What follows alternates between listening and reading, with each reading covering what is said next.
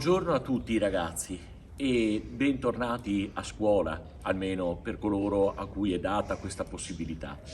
Oggi avrei tantissime cose da dirvi prendendo spunto dalla parola di Dio che abbiamo ascoltato ieri nella quarta domenica di Quaresima, che viene chiamata la Domenica del Buon Pastore, perché il brano del Vangelo che viene proposto è tratto dal capitolo 10 del Vangelo di Giovanni, in cui Gesù si definisce il Buon Pastore.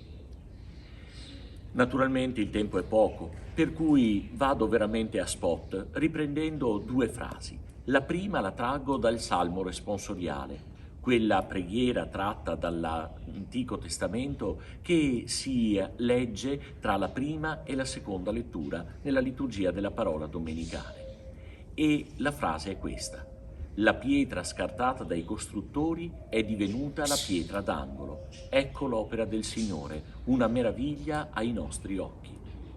Naturalmente la frase si riferisce in modo particolare a Gesù, ma io vorrei estenderla a quanti di voi in questo momento stanno attraversando un periodo di difficoltà, un periodo di fatica anche nel loro impegno scolastico.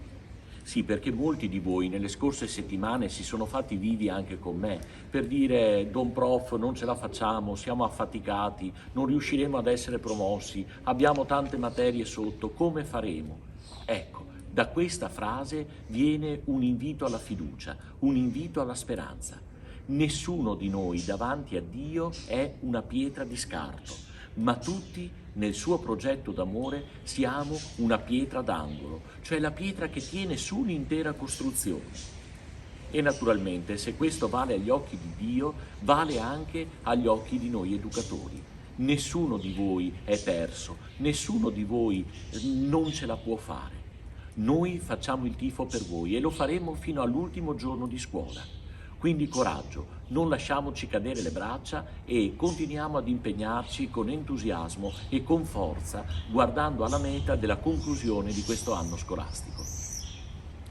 La seconda frase naturalmente la prendo dal Vangelo e è quanto dice Gesù di se stesso. Probabilmente Gesù stava camminando lungo le strade della Palestina con i suoi discepoli. Sapete che il suo modo di fare scuola non era quello di stare in aula, ma di portare i suoi discepoli ad attraversare le strade del mondo.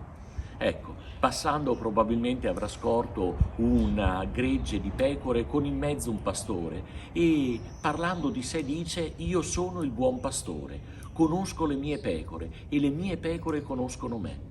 Io le conosco e le amo perché do la mia vita per loro, non come il mercenario che vede arrivare il lupo e scappa. Cari ragazzi, guardando a questa frase, mi è venuto in mente che spesso nella nostra vita, nella vostra vita in particolare di giovani e nel vostro percorso di crescita, avete la fortuna di incontrare tanti educatori che sono come il buon pastore, ma avrete anche la possibilità di incontrare tanti mercenari, cioè persone che si prenderanno cura di voi non perché vi vogliono bene, non perché desiderano dedicare a voi la loro vita, ma perché hanno un secondo fine, si aspettano un contraccambio. L'augurio che vi rivolgo allora è quello di saper scegliere bene i vostri educatori, le persone di cui fidarvi e lasciarvi anche consigliare. Non i mercenari, ma i pastori e i pastori buoni. Infine vorrei ricordare un fatto bellissimo che è accaduto sabato mattina, quando nella chiesa di Santa Croce, a poco distante da qua, sono stati battezzati i due figli del professor Scorzon. Molti di voi c'erano, anche molti professori, a questo momento così bello e così commovente. Giovanni Paolo e Sofia Maria hanno incontrato Gesù in quel momento e la loro vita è cambiata. Avreste dovuto vederli rivestiti della veste bianca e con la candela accesa, pregare il Padre Nostro assieme a tutta l'assemblea. È l'immagine più bella che mi porto via di quel momento così significativo. E allora, pensando proprio a loro e pensando a tutti quanti si sforzano ogni giorno di seguire Gesù, il buon pastore, vorrei concludere con voi proprio con la preghiera che Gesù ci ha insegnato. Padre nostro, che sei nei cieli, sia santificato il tuo nome, venga il tuo regno, sia fatta la tua volontà come in cielo così in terra. Dacci oggi il nostro pane quotidiano e rimetti a noi i nostri debiti come anche noi li rimettiamo ai nostri debitori, e non abbandonarci alla tentazione, ma liberaci dal male. Amen. A tutti l'augurio di una buona settimana.